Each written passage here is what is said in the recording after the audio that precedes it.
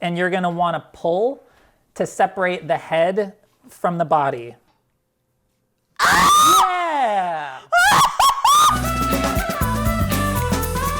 Hey, Lana. Hi, I am such a huge fan. I'm so excited to be cooking with you today. You are the true pro here. When it comes to being on camera, trust me. I smell a very distinct smell in my kitchen on the board in front of me.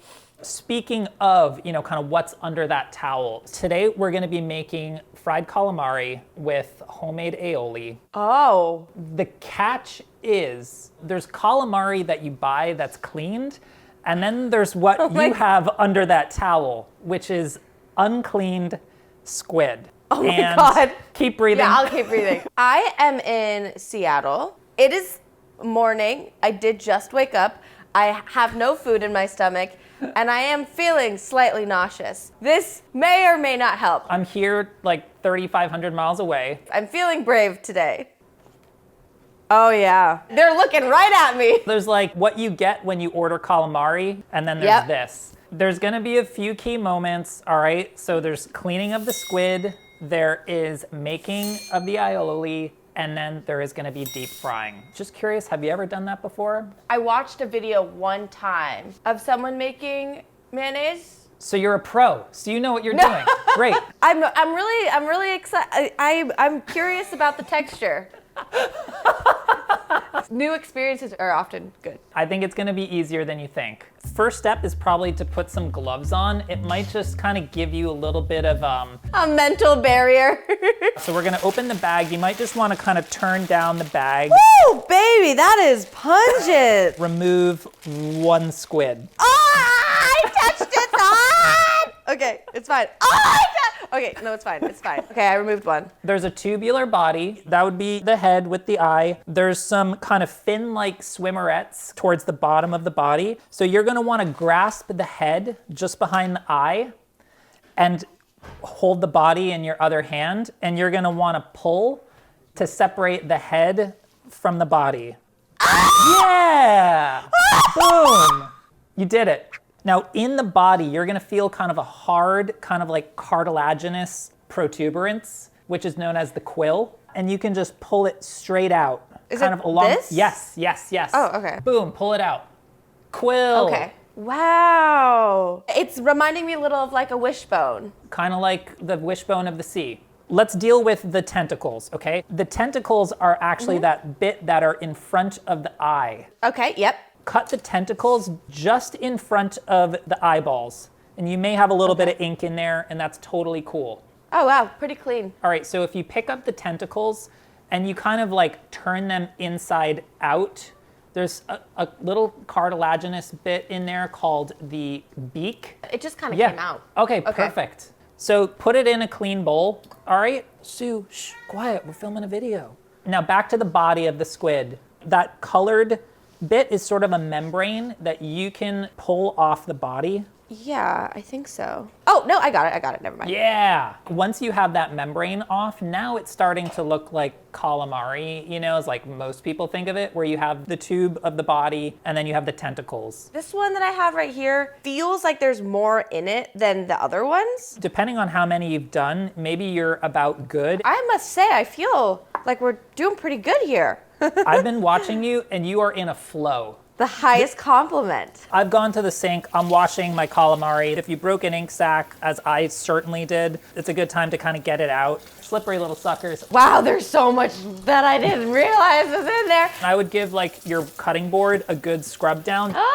Andrew! My friend Andrew, who has also been our roommate. What is this a squid? Yeah. Wait.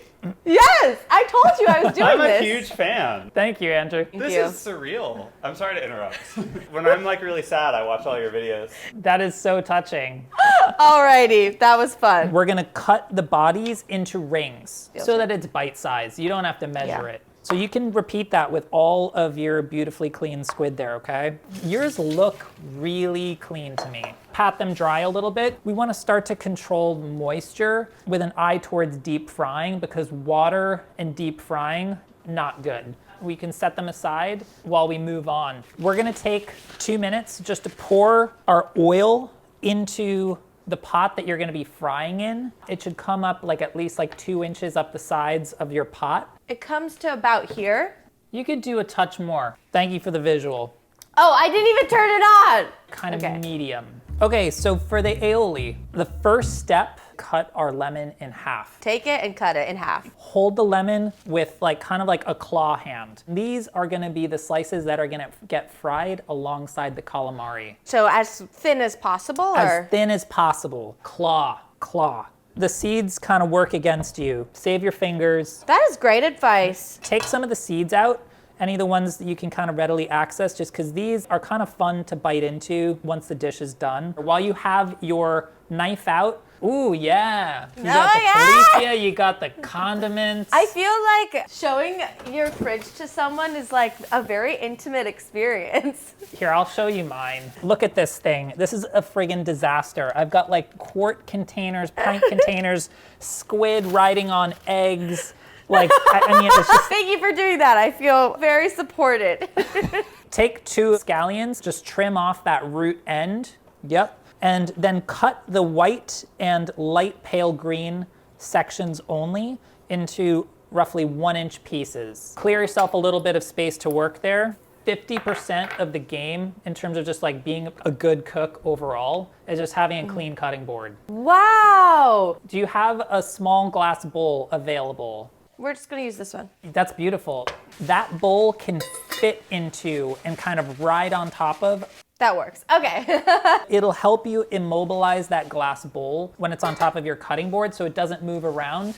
The aioli is going to involve a lot of whisking, so the less that that glass bowl moves, the better it is for you. If you have a side towel, you can put it like in between. Crack the egg on your cutting board, pry it open such that the whites fall into that small bowl, because we only want the yolk going into that large bowl. Got it. Without stressing too much, just lay your yolk into that large bowl. It's okay if there's a little bit of white in there. Yeah. There's nothing more satisfying than like laying it down and it didn't break.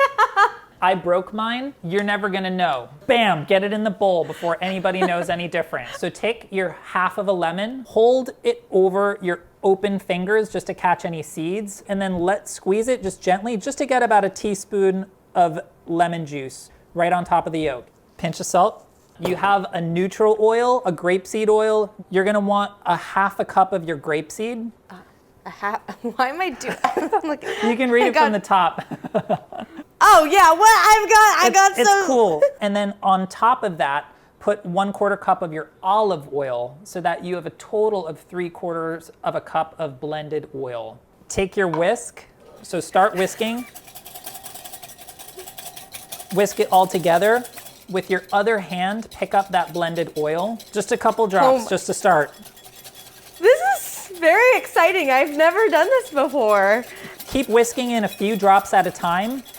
We're trying to create an emulsion. How's your arm? The whisking is maybe the hardest part of this journey so far. For sure. Your egg yolk mixture should look really smooth and creamy. Okay. My hand is aching. Feel free to change your hands. Oh, wow, I don't think I can whisk with my other hand. I have to want it. There's just no substitute. You can start to stream in that oil in a very thin, even stream while whisking constantly.